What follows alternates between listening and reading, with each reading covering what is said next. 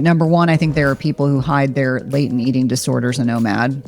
That's number one. Yep. I'm really poking a bear by saying this, but I think there are a lot of people who have latent underlying eating disorders, and OMAD is the bucket in which they put themselves. So I think there's some people who just don't eat, but they say that they eat one meal a day. I think there's also a group of individuals who have whittled their way down to 600, 700 calories a day. And they're legitimately honest when they say to me, I am not hungry for more food. And it's because they have chronically underfueled their body.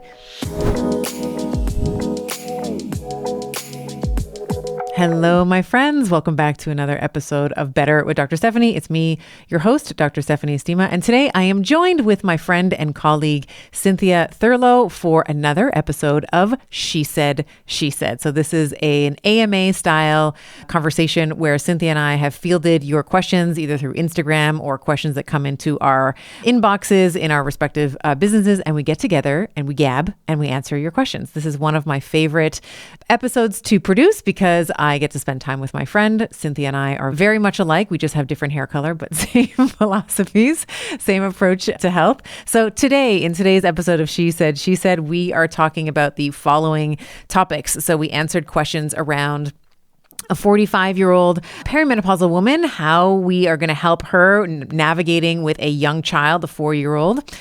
We talk about how we both have changed our minds on fasting. We discuss our opinion on dairy products as they relate to gut health and how they are used as a protein source. We talk about cold plunging and cold showers for women. When do we use it? Is it appropriate and how? We talk about testosterone for women, best forms of it, and why would somebody consider using testosterone. If someone can only get to the gym 2 times per week, what should they be doing when they get there?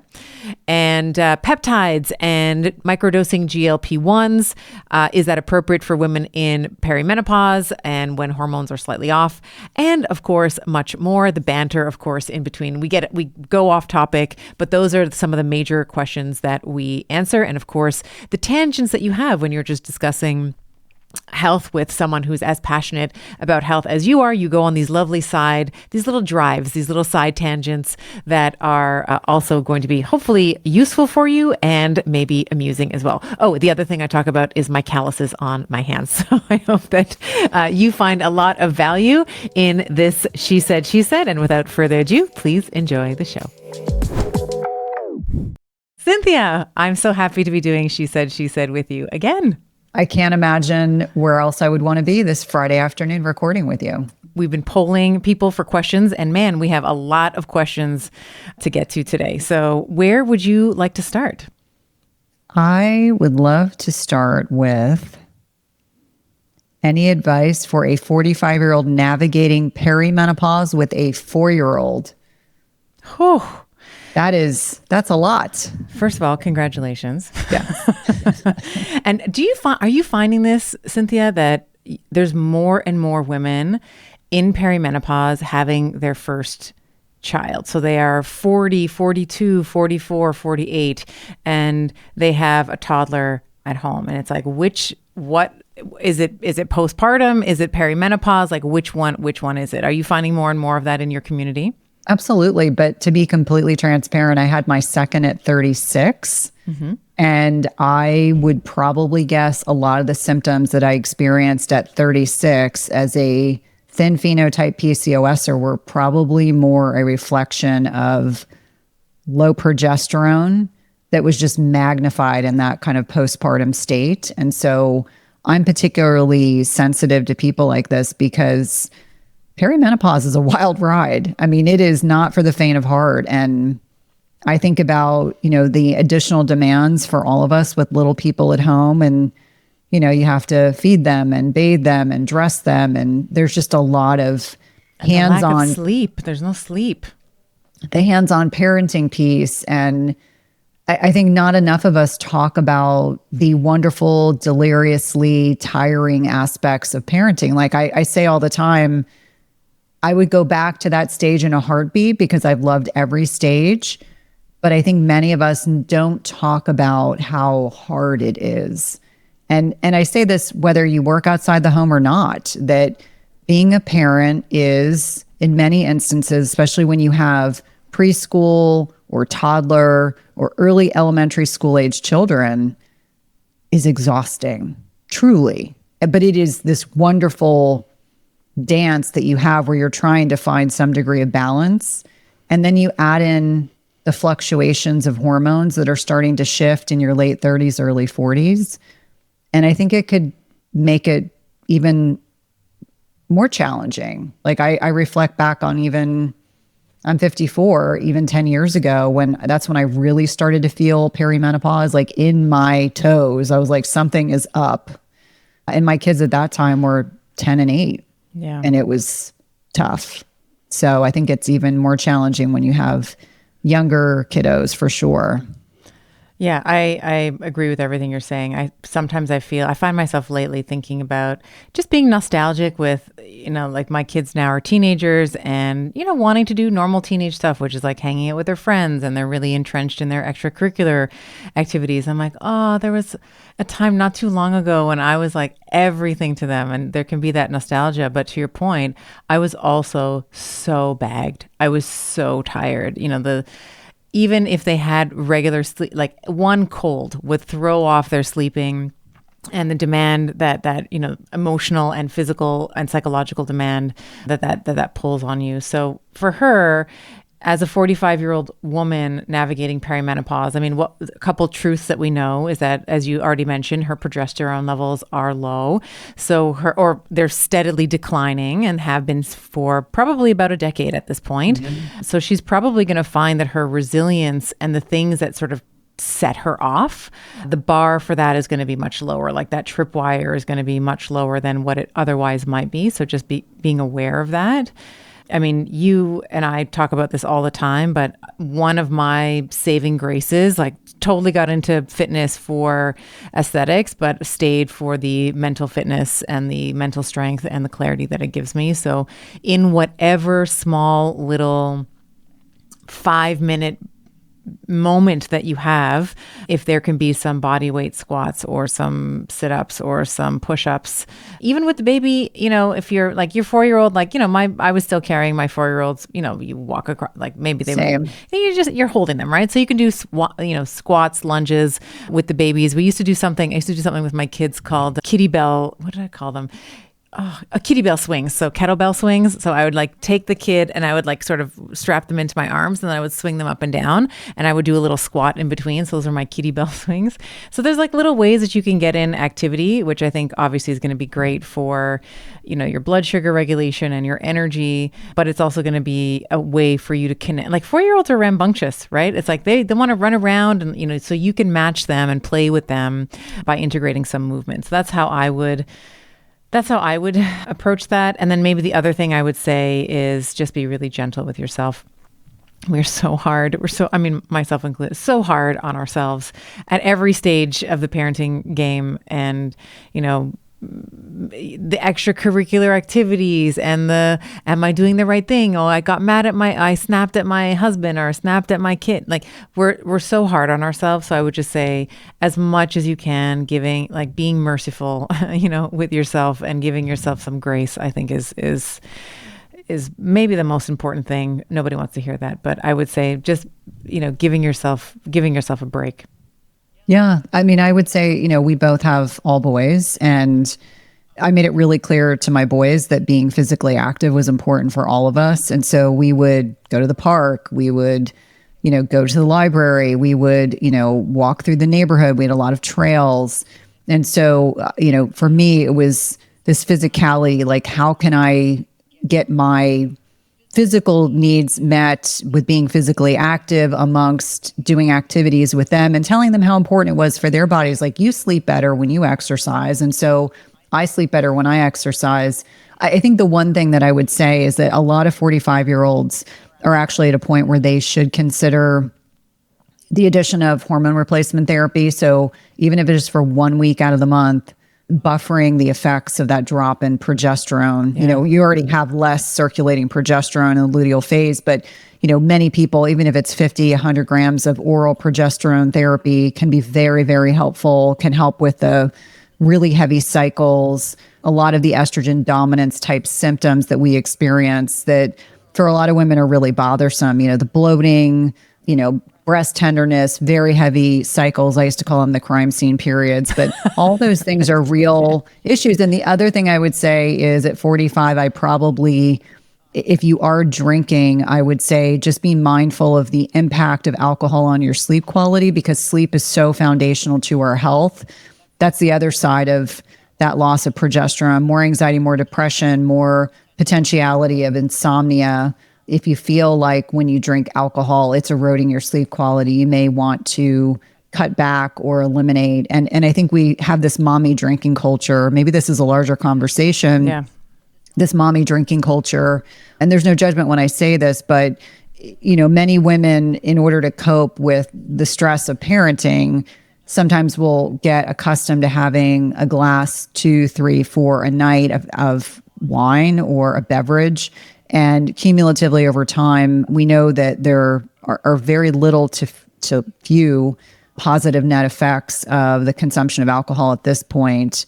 And knowing what it's doing to us in terms of our sleep quality and our metabolism of hormones and detoxification in the body, if you're noticing that, that night that I have a glass of wine, once the kids go to bed, those are the nights my sleep is worse, just understanding that is a byproduct of ethanol. And, our bodies prioritize it as a toxin first and foremost. So just something to consider. And if you're not drinking, great. If you are drinking, just something to consider.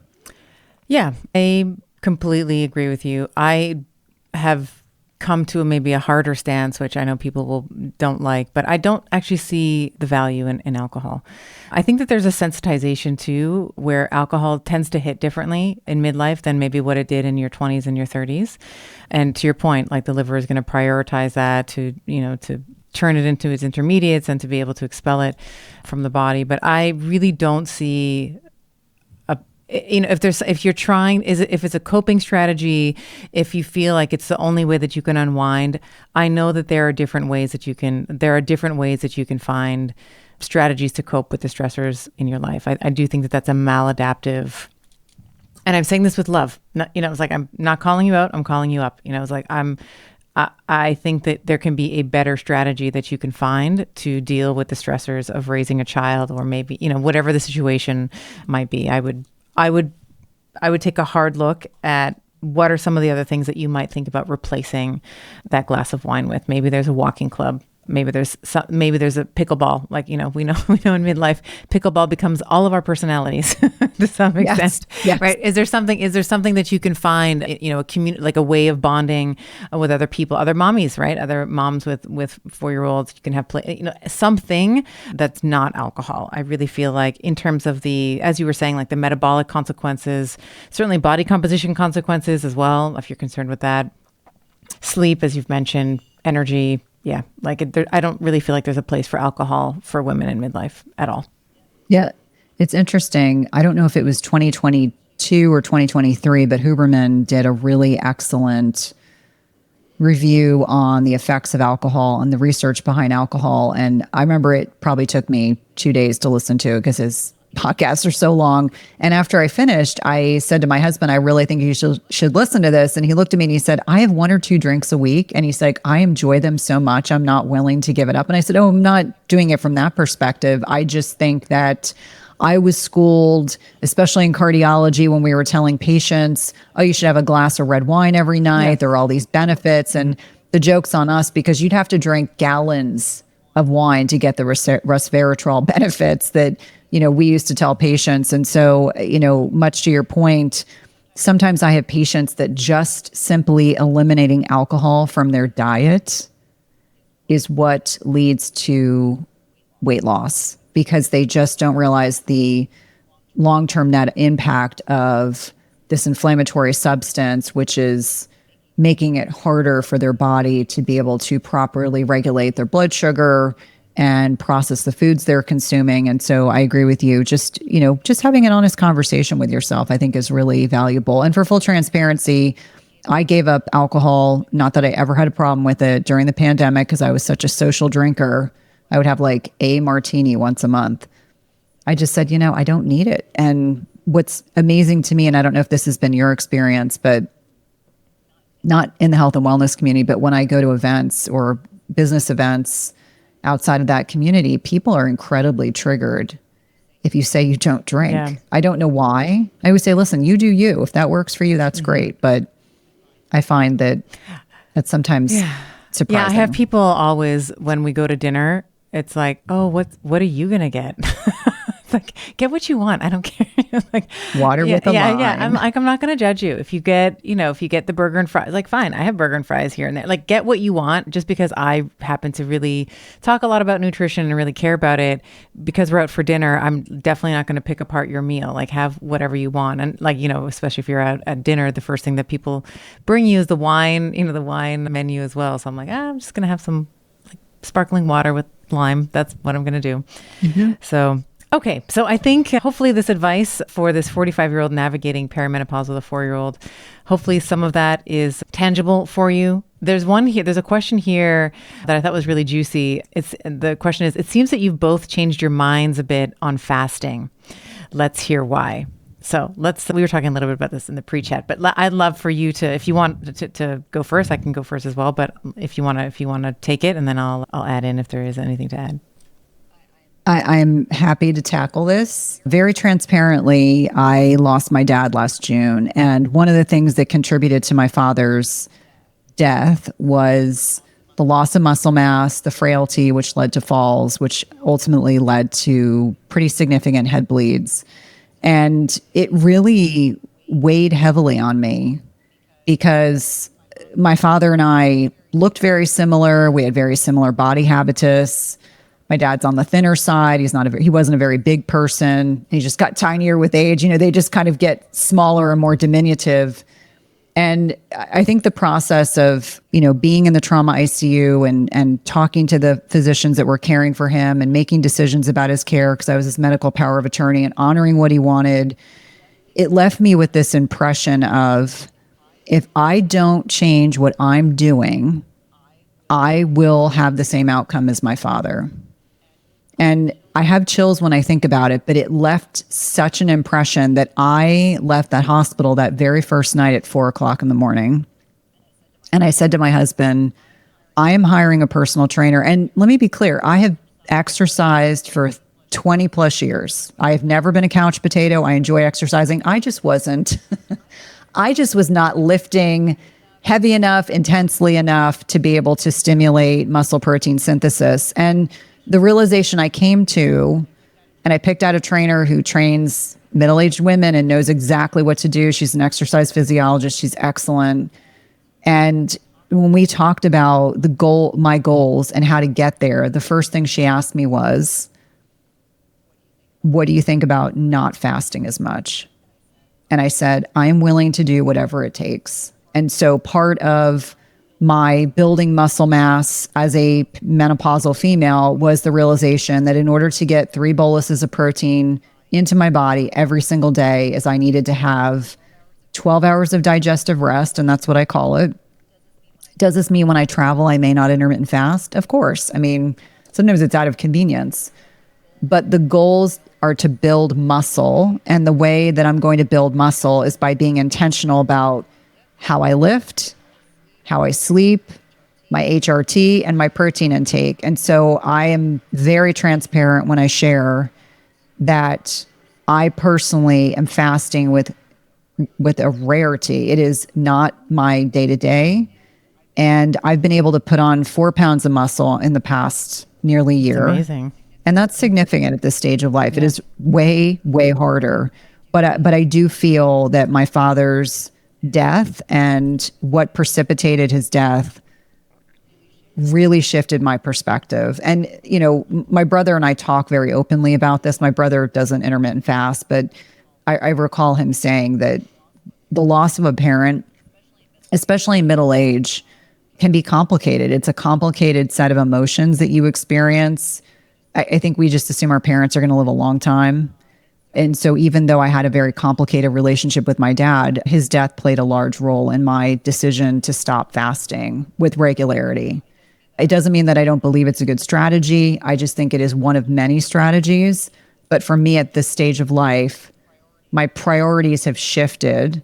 And because, frankly, I'm already a lean person, I think what I get concerned about is when I see very lean, middle-aged women who are, they're ready to die on that sword. They're like, I'm going to fast 18 to 24 hours a day. I'm going to have my OMAD. And, don't tell me that I shouldn't be doing this. And so each one of us have to decide for ourselves what makes the most sense. And we're allowed to change our minds. And I think that's very important. I feel a tremendous sense of responsibility to my community that I be honest about things that I'm doing differently and explaining why, and saying, if you are still fasting and you are building muscle and you feel good, that's great.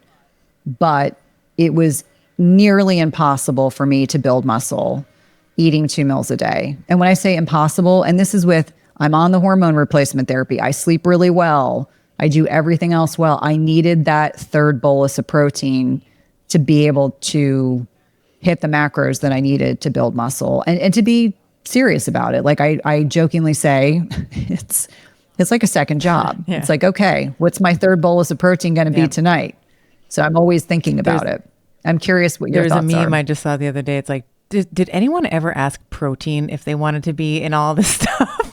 Which was something really funny. So first of all, thank you so much for your openness and your transparency and your honesty around your father. Of course, I know, just being your friend, is watching you go through it and navigate all the things that can come with the parent passing. And I share your view, especially with women in midlife, where I still feel we are failing women, where we are failing women is that women, I think that they are understanding that that they need to build muscle, that they need to build strong, healthy bones. I think that people understand that, but I don't think that the application is quite there yet. I don't really see a lot of women applying the principles of progressive overload in the gym and lifting heavier and heavy weights. They sort of reach that 15 pounds, and they kind of stay there. They never really want to push past it. They don't understand what that's like. And, to your point, I think that in order to build muscle at the very basics is you just need to be able to give the muscle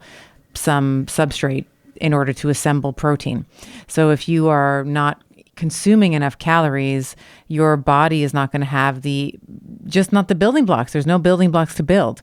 So you are essentially wasting your time, especially if the goal is hypertrophy, if it's muscle hypertrophy. So in terms of fasting, I don't have a view that it's bad. I don't have a view that it's good. I think it is a tool of many. So if you feel, in your case, you were feeling like, hey, I can't get that third feeding of protein to meet my protein goals, or I can't get it in the 2 feedings that I was doing a day, because that is actually quite a tall order. If you're trying to get in like 100 grams, let's say 100 or 120 grams of protein a day, like 60 grams of protein every meal, like that's a lot, that's quite heavy.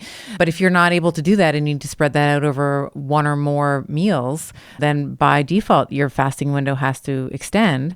And I think that, you were talking about your father being, they just tend to get a little bit smaller and smaller, and more diminutive was a word that you used over time. It's like I think in our 20s and our 30s, women are just browbeaten to think about being as small and as skinny as possible. And it's like, that's a really terrible look when you're 70.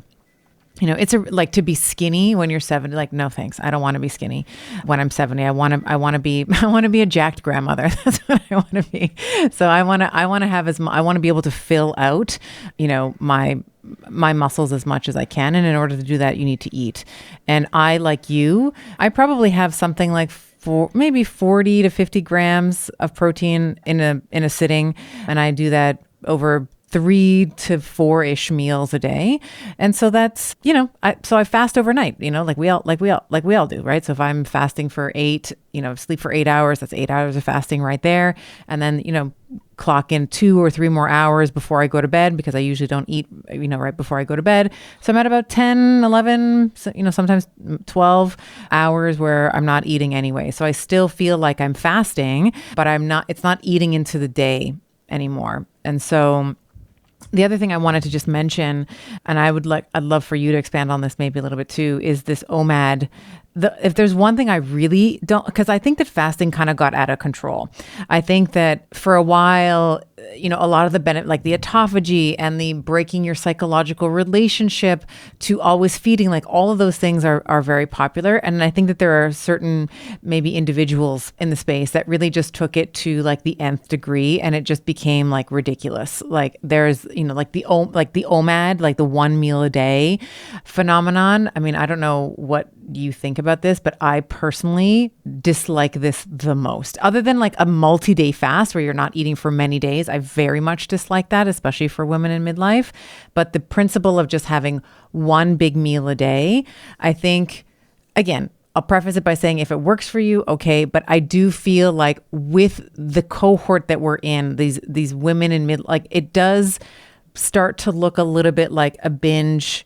Like it starts to look like, okay, so I have one meal, so I'm going to have this huge meal, and you sort of lose control and overeat. So I really dislike that, especially for women with any amount of body dysmorphia, anybody who's really struggled with, which is basically all of us, by the way, we all have some degree of body dysmorphia. So I feel like I don't think it's possible to get in all your nutrients in one sitting. That's one. And then the other thing is I feel like it has a bit of a, okay, I've opened up the floodgates. I can eat everything I want for one meal and go. Like it feels a little bit like it feels like a bit bingey to me.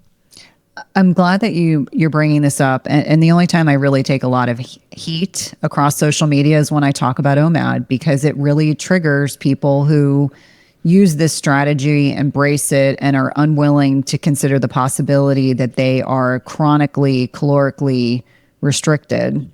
There's a twofold issue. Number one, I think there are people who hide their latent eating disorders in OMAD. That's number one. Yep. I'm really poking a bear by saying this, but I think there are a lot of people who have latent underlying eating disorders, and OMAD is the bucket in which they put themselves. So I think there's some people who just don't eat, but they say that they eat 1 meal a day. I think there's also a group of individuals who have whittled their way down to 600, 700 calories a day, and they're legitimately honest when they say to me, I am not hungry for more food. And it's because they have chronically underfueled their body. And so that is a huge problem. And I go back to the same thing about, I see many people's future. So your listeners, my listeners know I spent 16 years in cardiology. You better believe when I'm rounding in the hospital, the things I saw, 52-year-olds who couldn't get off a bedside commode, 60-year-olds that had already fallen and broken their hip or their shoulder or their wrist. And so the concept of frailty, muscle loss is not a question of if, but when. If you are not actively working against it, and what many people don't realize, they're like, I'm skinny, I'm exactly the size I want to be. But if you have no muscle mass on your body, you are putting yourself at risk for frailty, and frailty leads to falls. What does this mean? I think sometimes when we think about our grandparents, my grandmothers got frail as they got older, but they didn't know any better.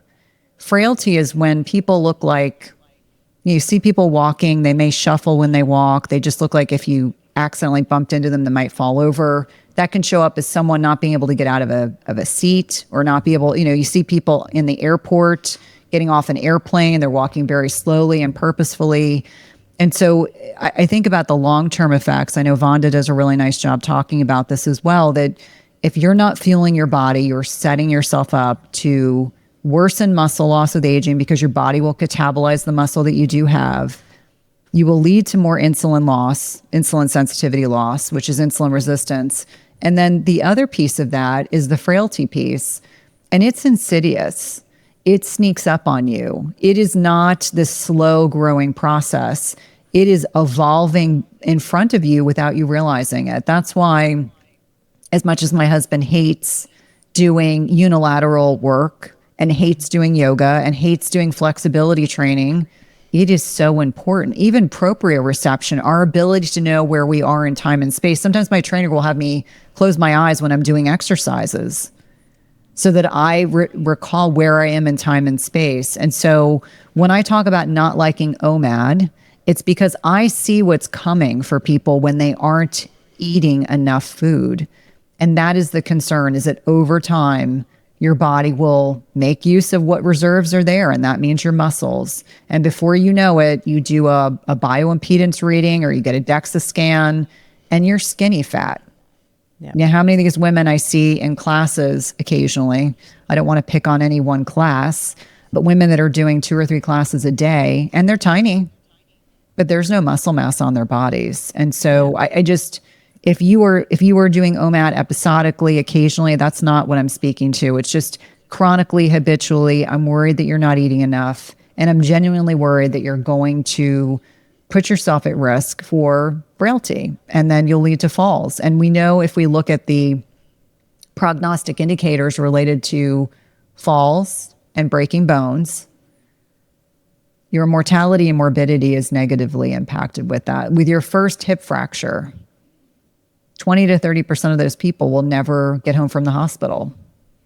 And so I just want people to be thinking about that. I think that maybe now there's greater awareness about this, but I've just decided that I need to do a better job of talking about the long-term effects of not eating enough food and not prioritizing strength training. And I don't think that people think, I've said this before on the show, I think that humans typically think linearly. We say, oh, well, I mean, I'm 40 now, so it's just a little bit worse than when I was 30. And now I'm 50 and it's just a little bit worse than when I was 40. But if you are not putting in the work, strength training as we're talking about, and eating enough food, there's an exponential decline that I don't think people see coming. Like, there is a cliff that you are barreling towards, and you will fall off it before you even realize what's happening. So I think that that's an important thing to consider as well. Like, if you are not eating enough food in order to assemble muscle, proteins that eventually, become muscle, it may not affect you when you're 40. It may not affect you when you're 50, but you're going to start to see it when you're 60. You're going to start to see it when you're 70. You're definitely going to see it when you're 80, if you make it that far. The other thing I wanted to just mention, you mentioned it, I just made a note here, I wanted to come back to it, is if you are someone who, you said, so many women are like, I'm eating 700 calories a day and I'm not hungry. You have to understand that your hunger cues and your thirst cues have been ruined. And I say that in the most loving way. Like, you will have to eat beyond your hunger, beyond your body telling you that you're hungry, because when you have been so calorically deprived for so long, your hunger cues get messed up. So you actually have to eat beyond, in some cases, the woman who's been eating 700, 800 calories for decades, she's going to have to eat beyond fullness, because for her, and when she's not even thinking about food, because for her body has just downgraded that signal because it's not effective, right? So she's ignored it enough times, like probably in the beginning when she was 25 or 30, she was hella hungry. And then, it just sort of becomes muted. So I think that hunger cues as well as thirst cues, and part of this is also declining estrogen, and we can get into like estrogen and ghrelin, the relationship between estrogen and ghrelin, but I think that your hunger and your thirst cues can be distorted as well, especially if you're someone who's been calorically restricted for a long time. Yeah, it's interesting. As I was writing the book, really looking at the research on the impact of estrogen and hydration, and as estrogen is declining, our not only just the hunger cues, but also our hydration cues. By the time we get dehydrated, we are way beyond where we should be. So when you're younger and people get thirsty and they drink and they rehydrate themselves, it is much more effective. But it's interesting, the baroreceptors that we have in our neck are all impacted by this loss of estrogen signaling. And the other thing is, when I see women that have whittled themselves down to 500, 600, 700 calories a day, there's a term called reverse dieting. I don't love it. I don't love the terminology, but for many individuals, we literally have them add 100 additional calories of protein a day. Like, we get that nuanced to try to bring them back out of this chronic caloric deficit. And what I find is, especially for these women that have been, they've been habitual scales, they stun the scale every single day, and whatever that number is so triggering to them, it is hard. It is more psychological support than anything else to help them understand that they have just undernourished their body for such a long period of time that it is going to take a couple months to be able to get them back up to a maintenance caloric intake. And then we kind of level off. But that concept of reverse dieting, again, you're not going to find lots of research around it. It's more like smaller studies that have been done, anecdotal information. But you can't live in a caloric deficit forever. You just can't. Yeah. And I mean, so many physique competitors, that's what they do, right? So they're doing like double cardio sessions and weightlifting up until their show day. And of course, if you do the binge and you don't do it properly, like you put on, because your body is starving, right? So you're going to put on a ton of fat. So that's exactly what they do is they start slowly after like post show. It'll be like you're saying 50 to 100 calories, like depending on the tolerance of the person, but 50 to 100, sometimes even up to 200 calories a day. And then you end up getting to a place, if you do it properly, where you are consuming way more calories than you ever thought. You're fed and you're happy. So first of all, that's a win. But then your body actually knows what to do with that, and you don't gain weight. Like you're not gaining fat. You're not like you reset what your maintenance calories can be.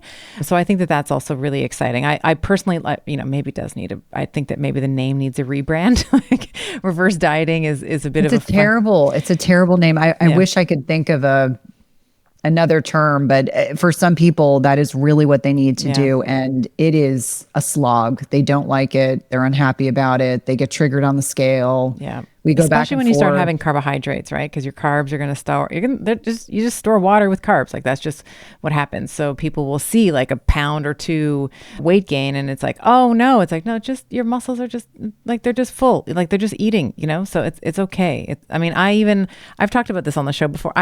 When I do legs, I don't weigh myself often anymore. I just sort of go by how things fit and how I'm feeling and my energy and stuff. But when I was weighing myself, I would go up by like 5 pounds. Like if I did leg day, like the next day or 2 days later, especially if it was particularly intense, like I'd gain 5-6 pounds on the scale. And it's just because my legs are super inflamed. So they're retaining water and they're healing. And that's just because I pushed them to break down and they're repairing themselves. Like that is normal. It's normal for your weight to even, I'm sure even you don't even have to do leg day. You could have a really bad night's sleep and you're probably going to weigh more the next day. You can be under just like a big deadline and maybe your food choices are a little different. You're just going to weigh a little bit more. And so I think, I know it's like been bludgeoned into our cells at this point, like always looking at the scale. But it's like, that is, again, like fasting. It's like a tool. It is one tool. I much prefer you have a measuring tape. I would much prefer you look at your waist and your hip, and then I would compare the two together, waist to hip ratio. That is actually a much better tracking tool over time. We can get into visceral fat and we can get into all of that too, which tends to accumulate in midlife as well. But for me, measurements are way better and pictures are way better than what the scale says, because the scale, if you're still menstruating, like you're going to be heavier for 2 weeks in the second half of your cycle, especially right before you bleed. It's I don't know. It's a tool. I'm not dismissing. I just don't like it. And everybody's on it. Like everyone's like, what am I weighing? Am I gaining weight? Am I losing weight? It's like, who cares? How do you look? How do you feel? What are your measurements? Yeah, unfortunately, we have a very toxic diet culture that has convinced women that we are kind of dialed in on this number, and it governs how women feel about themselves. Very transparently, from June of last year until June of this year was probably one of the most stressful years of my adult life. Yeah. And inflammation and stress shifts body composition. You better believe, openly, my trainer and I were both talking about it. And it wasn't until things kind of quieted down that I was able to kind of de-inflame, be less inflamed. And it wasn't that my diet was bad. It was just the stress of personal things that were ongoing, which thankfully now have all kind of quieted down. But I think for a lot of people, if I didn't know that body composition trumps the number on the scale, is that I could intellectualize, like, this is how much fat-free mass I have, this is how much muscle mass I have, and I can track that. And when I can track that, that allows me to kind of have a sense of what exactly is going on. Okay, there's a couple of questions I wanted to make sure that we get, there's a bunch of them here. I want to make sure that we get to this gut question. So what are your thoughts on dairy products as they relate to gut health and used as a protein source? What I would say about dairy is very bio-individual. Yeah. And I believe fervently that goat milk, sheep's milk dairy tends to be less inflammatory. We know that cow's milk for many people can be very inflammatory. So that's kind of the gestalt. Do I find that there are a lot of women that are very sensitive to cow milk dairy? Absolutely. Do I also believe that dairy can be a good protein source? Absolutely. What I typically will suggest is that whether it's yogurt, kefir, a slice of cheese, a scoop of sour cream. Someone came after you one day because I mentioned something about sour cream. Whatever the dairy source is, if you tolerate it, you don't feel like you get inflamed, you're not carrying around inflammatory weight, I think dairy can be reasonable. I can tell you very transparently that dairy for me, I can have a little bit of whey protein a few days a week. I can't push the dairy button often. Because for me personally, gosh, it's now like 7 years ago, I cut dairy out entirely and lost 5 pounds, even though I was not eating dairy very often. So I always say, like, this is what has been true for me. Can I occasionally have a slice of Parmesan cheese on a salad or some whey protein? Yes, but that I can't push it. Do I think that the composition of your gut microbiome, do I think that plays a role in things that we are sensitive to? Absolutely. We know that as we are navigating perimenopause and menopause, we have one cell layer thick in the small intestine. Estrogen is very important for keeping those cells together and not open. When people talk about the concept of leaky gut, that means that that small intestinal lining is open and you can leak particles into the bloodstream that generates an inflammatory response, an immune response, and can lead to underlying food sensitivity. So women will say, like, why all of a sudden am I sensitive to dairy or gluten or grains or insert whatever it is? That has a lot to do with it. So there is a degree of bioindividuality. I think that if you suspect you are sensitive to dairy, you probably are. And here's the thing that I find really interesting. My N of a couple thousand. If you struggle to limit or eliminate dairy, it very likely is the composition of your gut microbiome, those microbes, protozoa, viruses, bacteria, etc., you may be feeding dysbiotic organisms. So when we talk about dysbiosis, we're talking about, I always say, like, our microbiome is, we plant all these beautiful fruits and vegetables, and dysbiotic organisms are non-beneficial bacteria, viruses, fungi that grow up in between these beautiful fruits and vegetables in this garden. And so when I start seeing patients who say, I tried to cut out dairy, but I craved it so badly, it was like I was like a beacon to the refrigerator. Sometimes it can be a sign that you have overgrowth of this non-beneficial bacteria, and that's where I think stool testing can be helpful. So big kind of messaging is dairy okay? It depends. If you suspect that you're sensitive, eliminate it and see how you feel.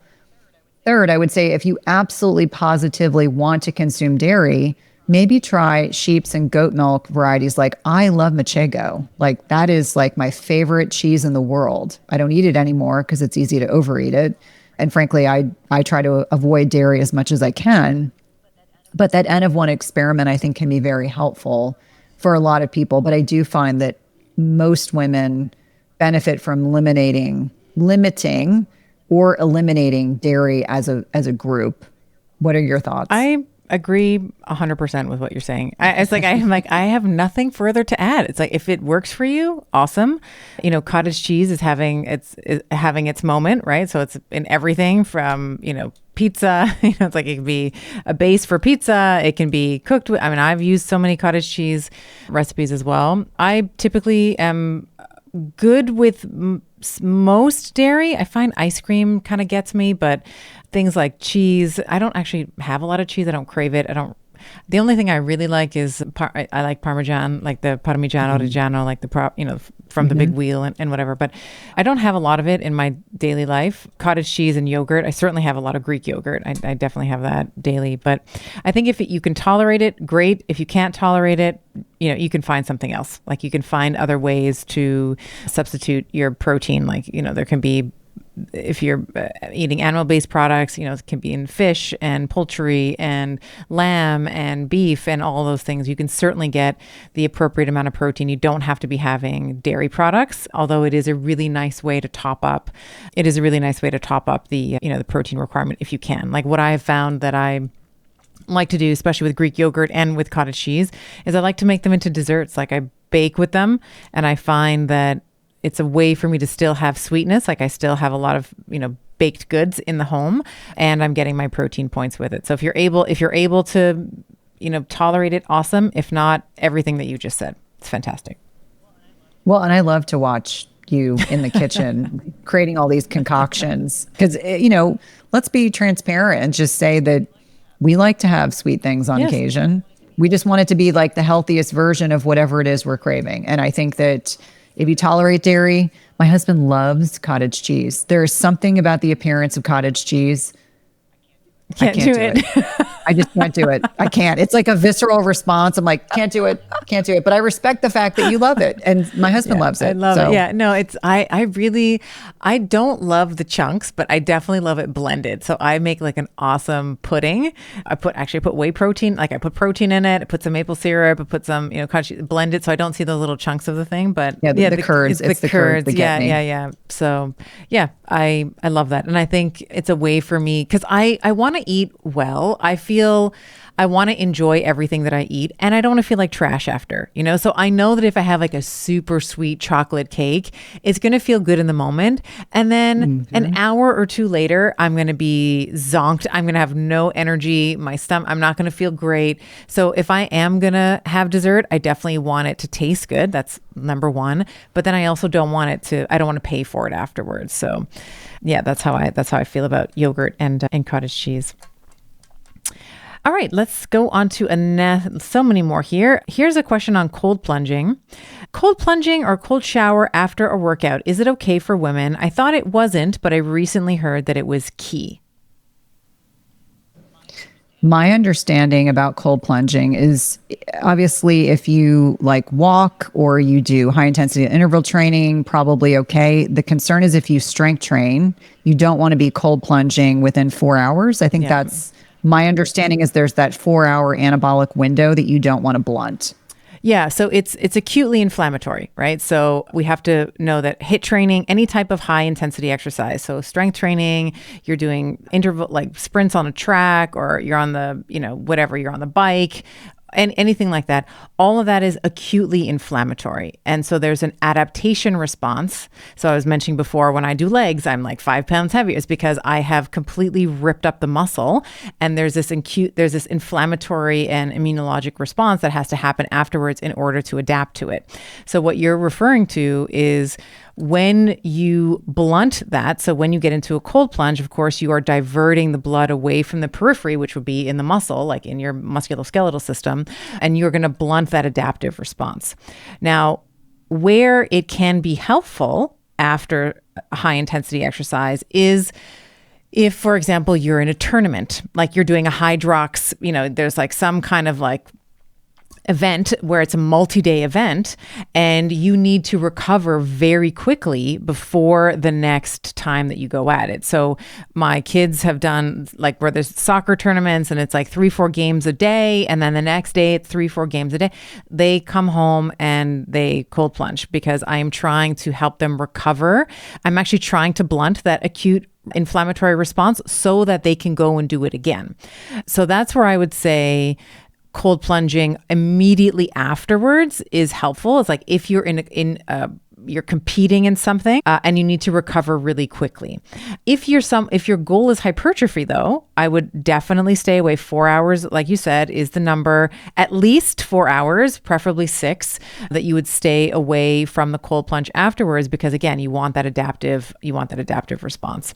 Anything else I want to say? No, I think that's it. Like cold plunging. And the other thing I'll say for women specifically is we don't need to be cold plunging like the bros. So guys can get down to, oh gosh, they can probably get down to like 30, 35, 40 Fahrenheit, for women. And gosh, I can't do that in Celsius off the top of my head, but for women, 50, 55 Fahrenheit, which I know is about 13 centigrade. That's more than enough. Like, we don't need to be cold plunging at 0 centigrade, or, we don't need to be going to 30 Fahrenheit in the way that men do. We actually don't tolerate the cold as well as men do. We actually have a much higher response, a much higher stress response than is necessary. And for women in midlife, like, you're already stressed out. So it doesn't need to be as cold and as frigid. Well, and I mean, the other thing that I would say is I would question why any woman in middle age should be doing cold plunging with any regularity. I think, 15 to 30 seconds of cold water at the end of your shower, doing cryotherapy, which tends to be a little less stressful on the body. I think about all the people that are not sleeping well, aren't managing their stress, are chronically, habitually stressed out. You have to think about whether it's intermittent fasting, cold plunging, heat therapies. These are forms of hormesis. And it's all about the Goldilocks effect of the right amount of stress at the right time. And so I actually caution women, especially those that, maybe you've got newly diagnosed hypothyroidism, you've got a new autoimmune condition. Please, please, please, please, please do not add gasoline to the fire. Just think about where you are in time and space. And if you're on vacation and you want a cold plunge and you've been sleeping well and feel great, by all means. There was a hotel that we stayed at in Switzerland, and they had these thermal baths, and you could go from being in hot to cold, and there was no one else in there. So my husband and I were kind of enjoying going back and forth.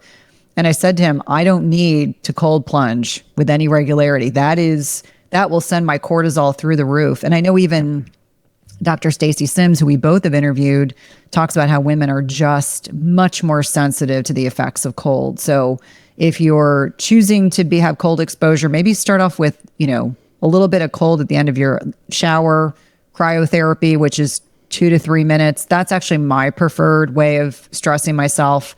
But I'm very conscious of, how I utilize that hormetic stressor. I'm very conscientious. It is not the day where I've got, 5 podcasts to do and I'm running around and I'm up early that is not the day I add in cold therapy. It's a day where it's like a Saturday and I don't have much on my calendar. And I'm like, okay, I'm just going to go in. I didn't lift today, so I have ultimate flexibility. So just be conscientious about how you use hormesis in your personal life. I think it makes a big difference. We want it to be beneficial and not overtly stressful. I prefer heat any day of the week. Me too. To cold. I mean, I really love sauna. I actually love sauna. If I have enough time, it doesn't always happen. But after a weightlifting session, sauna is so delicious. I love that. And the other thing that you can do is just move to the East Coast and go outside in the winter without a jacket. There's your cold plunge. That's like, if you really want to tough it out, like, move to the East Coast, wait for December, January, February, and just go outside for 10 seconds without your jacket. That's what my husband does. Yeah. My husband literally will wear one less layer when we walk the dogs in winter. Yeah. And he's like, this is my hormesis. Yeah, that's great. There was a question here there's 2 questions I wanted to get to here. Best form of testosterone and why? She's 40, this particular woman, 40-year-old, surgical menopause. Should I take cream in the morning? Should I take injections? What are we thinking? Well, not every woman in menopause or perimenopause for that matter needs testosterone. About 25% of women still make plenty on their own. And this is why I think testing is important. That's number one. Both estradiol and testosterone can be stimulating. So I typically will recommend that whether you take it in the morning or midday, that's usually preferred because for some people, they can find it stimulating. Obviously, testosterone is very potent in our bodies. So I don't think you need to hit it with a sledgehammer, which is why I'm a fan of transdermal application. Whether it is a 1/10 of the dose of androgel, yes. There's no current FDA-approved form of testosterone for women, which is criminal. We are working on that. But androgel is the male version. It's a little packet. You can pull out 1/10 of the dose, and you can use that daily. I preferred compounded options. It's kind of a set it and forget it option, and you can get that created at compounding pharmacies. I do see that there are companies out there that are doing subcutaneous, which means a small needle just underneath the skin.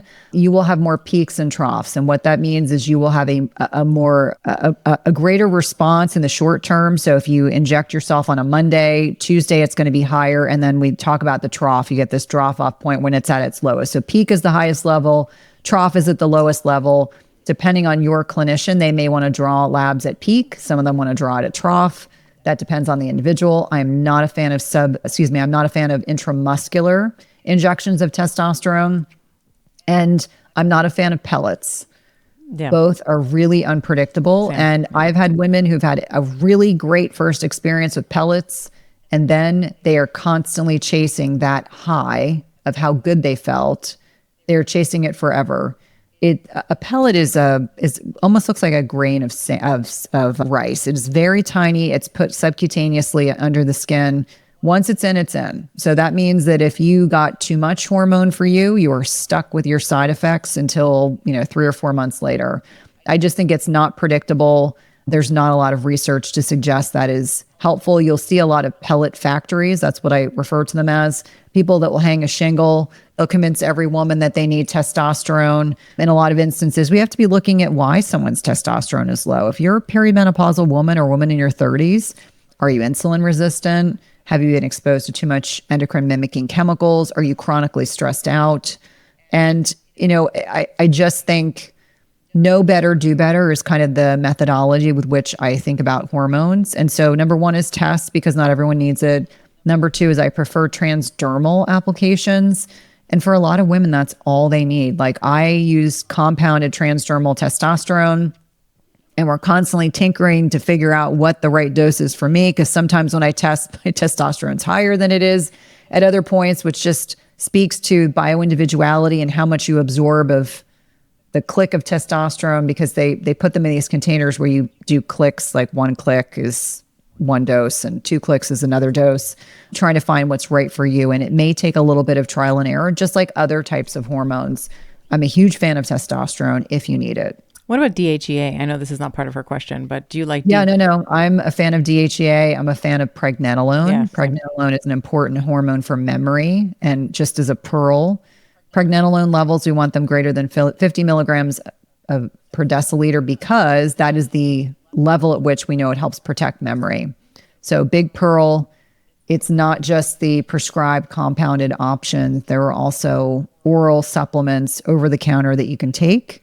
Pregnenolone is one of these hormones that people can be sensitive to. So like I'm so sensitive, I take drops and not an oral capsule. But there can be, again, that kind of trial and error, but get tested to find out what your levels are. It is very common to see low DHEA, low pregnenolone, even in perimenopause. And that's why I think testing is helpful.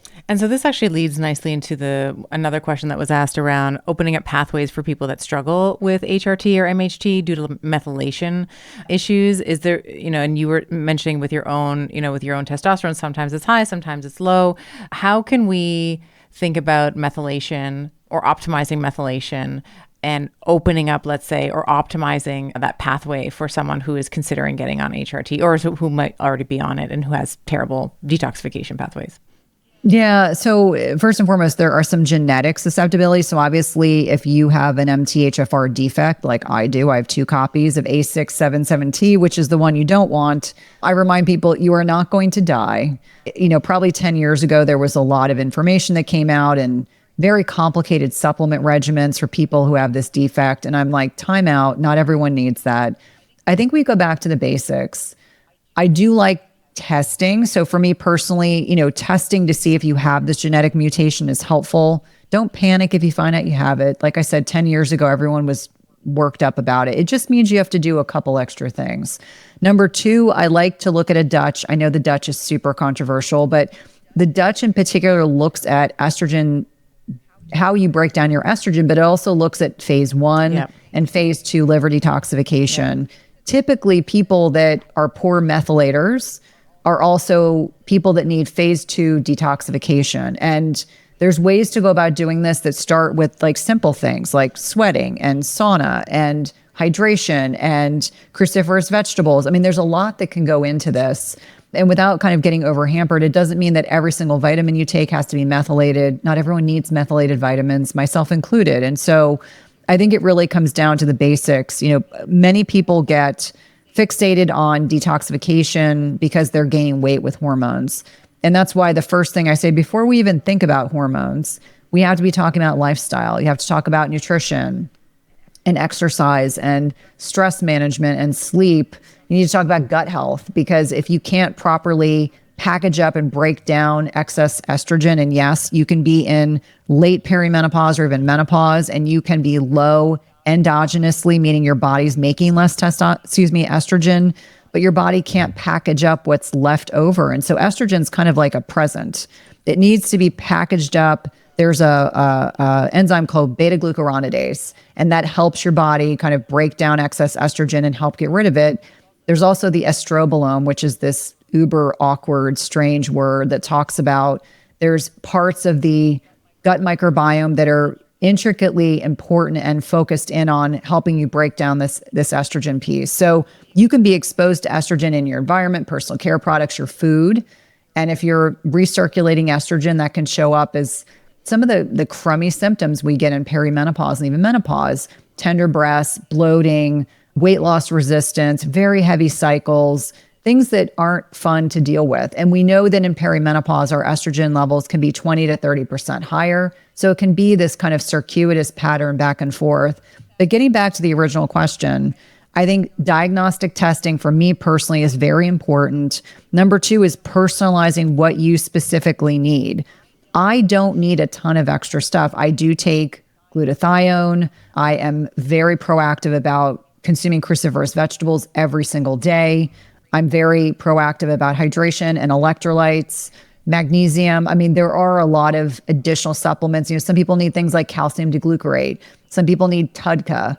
TUDCA to me is really interesting because with the loss of estrogen, we don't package up our bile acids, and bile is what helps us break down and emulsify fat, but it's also intricately involved in like mitochondrial health. And so as we're losing estrogen, it can impact how we break down and emulsify fats, but also impacts our mitochondria. So TUDCA can be another thing. Again, I like to test, not guess. Like, let's figure out what you specifically need.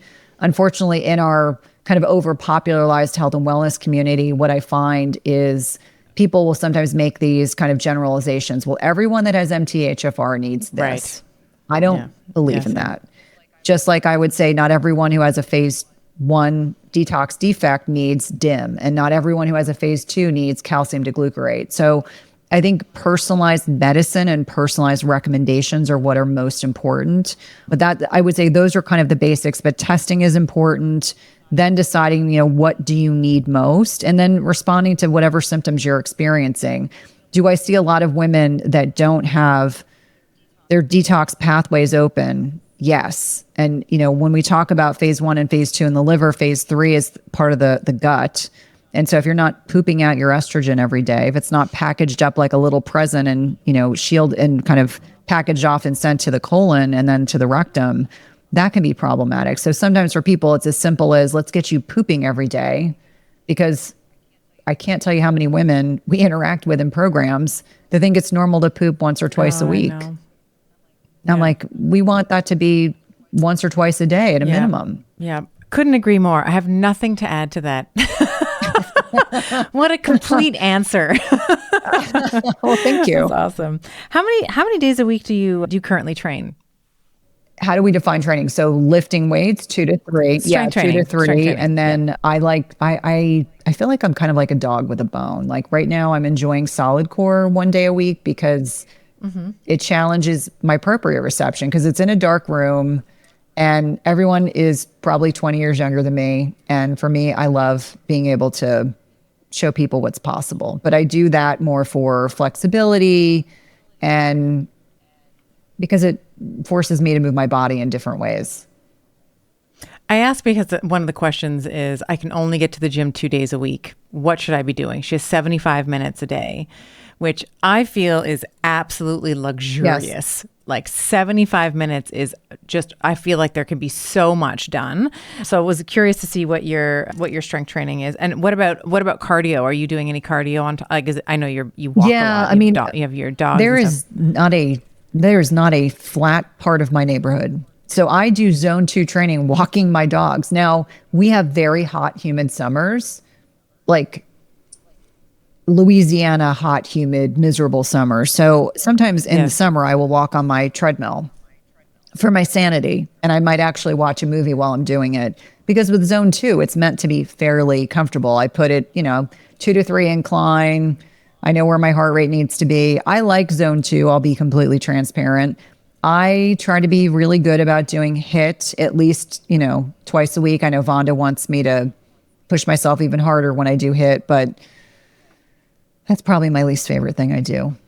Transparently, I'll just say that's not my favorite thing I do, but it's kind of like eating, when I was a kid, my mother made me eat lima beans because they were good for me. So I think about it, it's like, I got to eat my lima beans. Just got to punch it out. Yeah, I love that. I think that the strength, if this girl's like, I have 75 minutes, I can do it twice a week. For me, I would actually concentrate most of that on strength training. That would be my counsel for her. And then any other time that she can get the zone 2, as you're saying, like the walking, you park a little further in the parking lot. But for the training, if she has 2 days a week, I would say full body both times. And then I would just switch it. So if day 1, she would do like an upper body push and then a lower body pull, and then she might flip it the next time. So if day 2 would be an upper body pull, lower body push, that would be my recommendation. And I got to say, 2 times a week, I can't tell you, if you have a properly designed program, like it sounds like you do with your trainer, where you are applying the principles of progressive overload and your form is on, like your form is there, you get the form mastered before you apply the load, you can see unbelievable results in terms of muscle hypertrophy and strength at a 2-day-a-week frequency. I train a little bit more than that just because it's my absolute love, but I'll probably train like 4 to 5 times a week strength training. And then I just have recently taken up track. Like I was actually telling my team, I've taken like a 15-year hiatus. Like I used to run track. I was 200 meter, 400 meter. I'd run relay. I was second arm on relay. And just, pregnancy, children, divorce, life. I just was talking myself, like anytime the opportunity sort of showed itself to run track, I was like, I'll just do something else. Like I would always skip it. And just recently, just in the past couple of weeks, I've made, like there's a track in our neighborhood. It has like a nice sport court, sort of like that bouncy material. Anyway, got on it, did 6 sprints. And I just remembered how much I loved it. Like not, during the sprint, like my lungs are burning. I'm gasping for air. It's very, but afterwards I was like, oh my God, I remember how much I love, like I used to run, I was running track in university. I ran it in, like I've loved it. So I've just recently kind of come back to that. And then I on my Caro bike, this week I did a 4x4 again, like just would avoid the 4x4 Norwegian. So it's 4 minutes, zone 5. So it's very heavy resistance. And then you get a 3-minute break and then you go back and you do that 4 times. So it's like 4 minutes at zone 5 and it determines that via your heart rate. And then like you're, on the Caro bike, you've done tests before. So it kind of knows what your zone 5 is anyway. And it was so grueling. And it was so, I felt like I was going to, again, like I was going to die while I was doing it. And then afterwards, I was so proud of myself. I was like, oh yeah, I remember how much I love this. I remember how much I love this, like getting into the pain cave, like knowing it's going to hurt and then coming out the other side of it, feeling like literally high, like I'm literally high on endorphins. God bless the runners of the world. I ran track my freshman year in high school. I ran 800 meters and I hated every single minute of it. Every step of the 800 meters. Yes, like, every meter of the 800. Yeah, I remember I think when I turned 40, I was going to do a 10K because my husband did a lot of competitive triathlons and, he did Olympic distance and mid distance. And so I was like, at 40, I'm going to do this. And I ended up developing inflammation and synoviitis of my hip. And I said to my husband, you know what? Yeah. It's God's way of telling me I'm not meant to be a runner. So I so admire that. I'd probably do that too. Yeah. I would probably end up getting some tenosynovitis somewhere too. With the long distance run, I don't do well with long distance running. It's like the short, quick stuff. I can do the short, quick stuff because I know it's going to be over in 12 minutes. Well, I have something called FAI. You probably know what that is. So femoral acetabellum impingement. And I guess I have a very mild form of it. So when I thought I had torn my labrum, I found out my orthopedic surgeon was like, oh, good news, bad news. You didn't tear your labrum, but you actually have FAI. And I guess I have bone spurs. So he said to me, the worst thing you could do is start running. And so I said, great, because I don't love running. So that was like, I will take that to the bank. Exactly. I was like, let's do something else. I was like, noted. So. Yeah. Yeah, no, that the high impact for FAI, not good.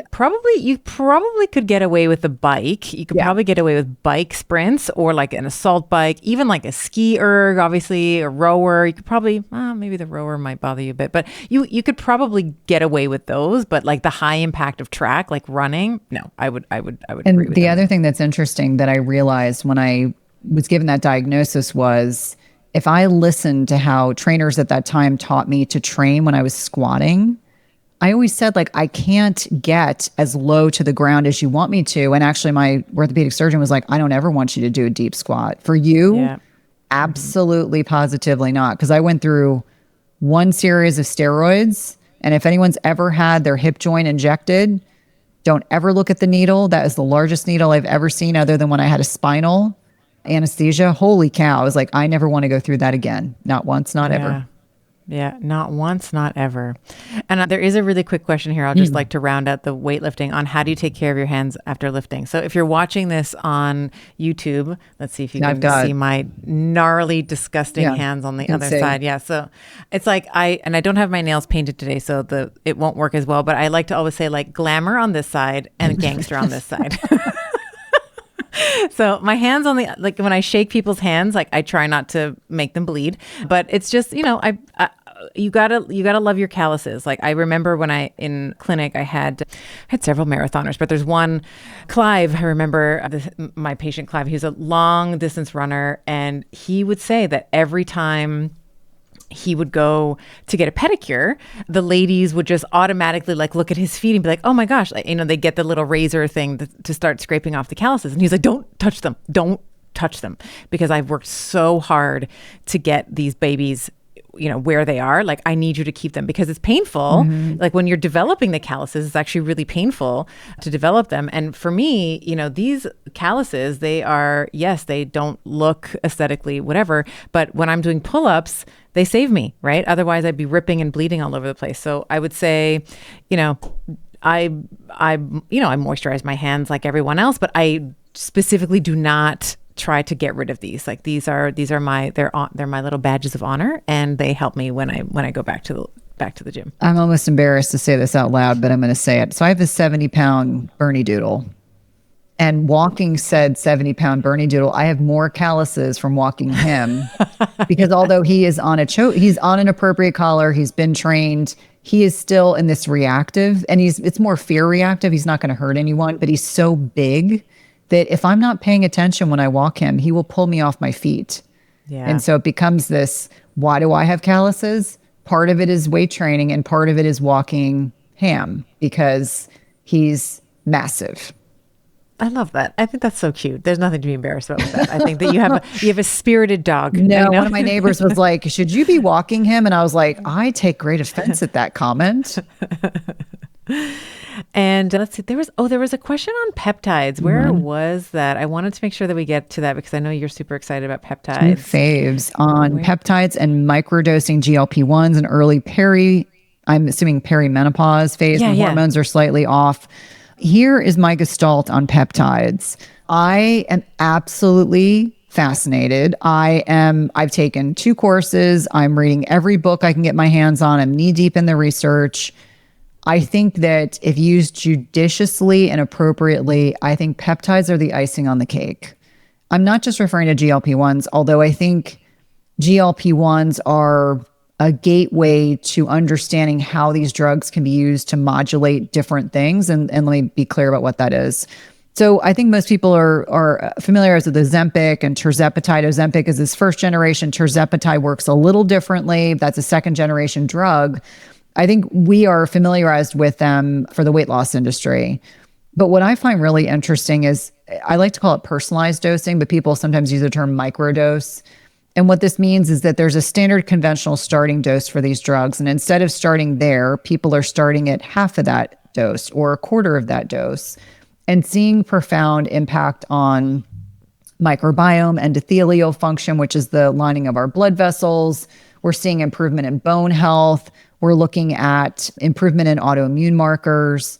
I personally am microdosing a very tiny dose of tirzepatide to see if I can drop my Lp(a). And that is my N of 1 experiment. It may not work, but we will see. And so I think that the possibility exists that these drugs are truly revolutionary, but also that there are other uses that we haven't yet discovered or really thought of. But I want to be really clear. These drugs should not be used for people who already have latent eating disorders, like someone who's already not eating, taking the drug so that they don't eat at all. I think what I understand about these drugs from many patients is that they quiet food noise in the brain. We know that tirzepatide in particular, we know that we have GLP-1 receptors throughout our bodies, mostly in the L cells in the small intestine and colon, but also in the brain. And so we know that it can act on receptors in the brain where we trigger cravings. And so that is what I think is really magical for people who maybe have a ton of food noise and can't make good food choices because their brain is always thinking about the fun food they really want to be eating instead of the steak and broccoli. The other side of that is thin people who just want to be thinner. And, these drugs, obviously there are insurance indications, and generally that has to be someone who's of a certain BMI and or has a concomitant metabolic health issue. And most other people cannot get their insurance companies to pay for it, but people will pay out of pocket for these drugs, whether they get it compounded or otherwise. And so my concern is, are there people out there that are going to put themselves in the same position where they were chronically, habitually undereating over time? The people that were in this relative energy deficiency, are they just magnifying that?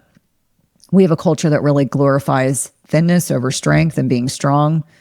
And I'm really getting back to our original kind of conversation around if you're chronically undernourishing your body, what is the net impact? And that's why I think that judicious use of these medications has to include information about adequate protein intake and strength training. I see far too many women, I'm not calling anyone out, that I know are using these drugs because they want to be thin, but they're not strength training and they're not focused on their macros. And I think we will ultimately see a lot of untoward long-term health effects if people are not including the protein and the strength training piece. I think that is part of my concern. And I have to believe, I hope most people that are using these drugs are being conscientious about those two metrics because it can make a world of difference. We know when you lose body fat, you very likely are losing at least some you're losing some muscle mass. And that's why those bioimpedance readings, bod pods, DEXA scans are going to be very important so that we can track those metrics over time, because that is what's really objective. You stand on a scale, that just gives you one metric. When you're looking at bioimpedance readings, you're getting more objective information about body composition, and that's really key. Yeah, and I think that there's a dosing, maybe a mismanagement problem potentially Correct. that we're seeing as well. So I think that I love the idea of a medication that can help somebody get going, right? So maybe as you were saying, reducing some of the food noise and some of the rumination that can happen and getting that dopaminergic high of seeing some weight loss, right, from being in a caloric deficit, and then using it as a bridge, motivational bridge for you to say, okay, and now I want to learn about strength training. And now I want to learn about how I can build my, I can eat more nutritious whole foods and whole meals and start cooking maybe more at home rather than ordering Uber Eats or eating out or whatever the case may be. So I think that there's I've spoken to Tina Moore about this quite a bit, who I think originally maybe coined the term microdosing around it, but her research with her patient population, and I think her mentor as well, talked about some of the rejuvenative properties that the medication has, particularly brain, Parkinson's, Alzheimer's, and then certain areas of the brain, that potential for regeneration there as well. So I'm very excited about it from that perspective. And exactly what I think that we must be very, very careful that we are not just sending women who are already chronically calorically deprived just in their quest to be skinny to get skinnier. And you sort of see this perversion, unfortunately, in Hollywood. You see lots of even stars who were, body positive and now they're, 10 sizes smaller.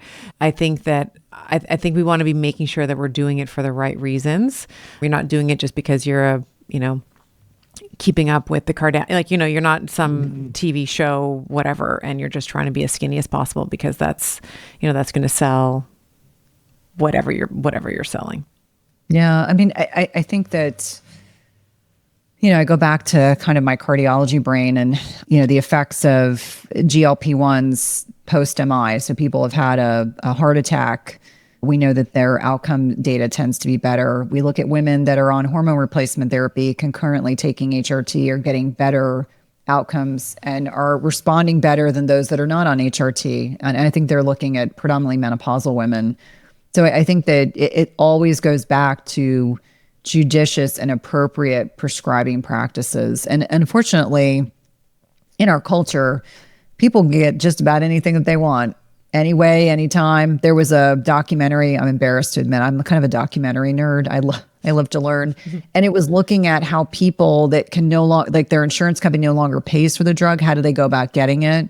And there were people who were getting, it could have been anything. They were receiving powders at home that they had to reconstitute. For listeners, this is when you have to add distilled water to a product, shake it up, and then it's able to be utilized.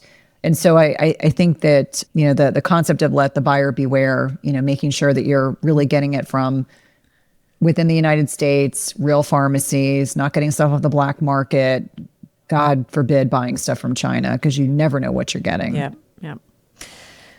Man, second AMA. She said, in I think we should wrap, like, this is such a wonderful place to wrap. We've been kind of going at it now for, an hour and 20, 25-ish. Any final thoughts? Any final thoughts on anything that we've talked about today or anything that you are feeling that you'd like to share? Yeah, no, I would say keep the great questions coming, because there were far more than we could actually answer in one AMA. But I love the kind of camaraderie between our communities and so many shared interests. And so I'm so grateful and appreciative of your friendship and grateful that we could collaborate today. And hopefully, as I always say, hopefully it's, one of many opportunities to do the she said, she saids. Yeah, I love this format. I love getting to spend time with you, and I love polling our audiences, answering questions, like the most burning questions that they have. Certainly they know you and I as podcast hosts, but of course we also have our own, philosophical premise and approach to health and wellness. So I think this is a really wonderful way to showcase that. And like I always say, any time with you, is time well spent. So just happy to be able to do it. So thank you today, Cynthia. Likewise, of course.